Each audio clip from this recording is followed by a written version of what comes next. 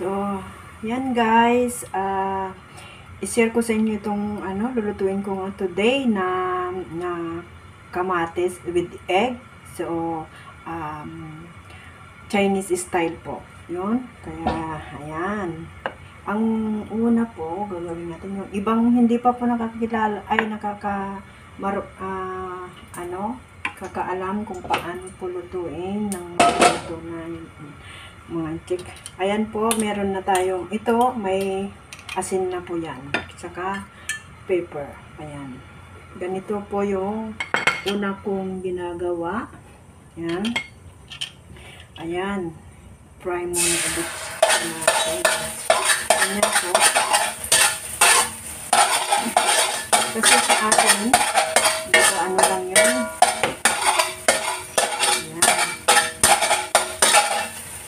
Aside,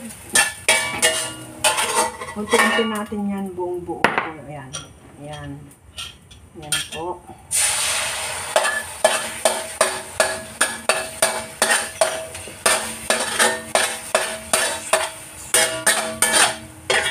Ayan.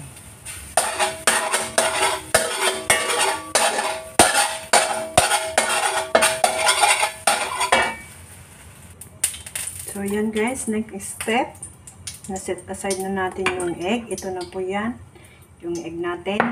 So, yan, may mantika ulit. So, ilagay na natin yung kamatis.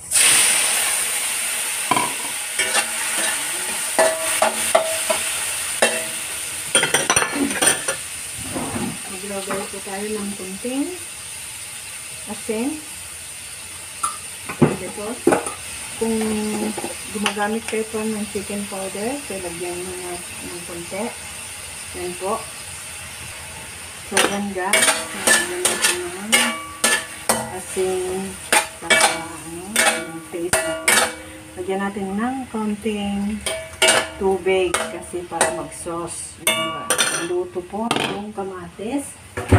So, lagyan natin ng konting sugar po. Ayan.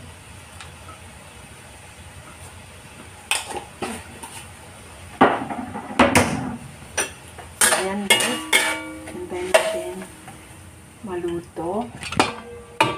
Takpan. Wait natin. So yan guys. After 5 minutes. Tikman natin. Ayan. Medyo matamis-tamis na po kung maasim yung kamatis. So, lagyan konti ng sugar ulit. Asin ulang po. Then yan, natutubig na po.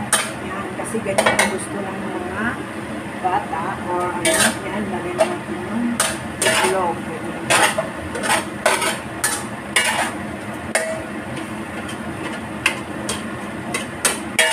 Ayun guys, ganyan lang po. Ayan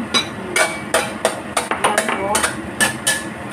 Majuicy kasi ang gusto ng alabok ko po. So, ayan guys. Ayan.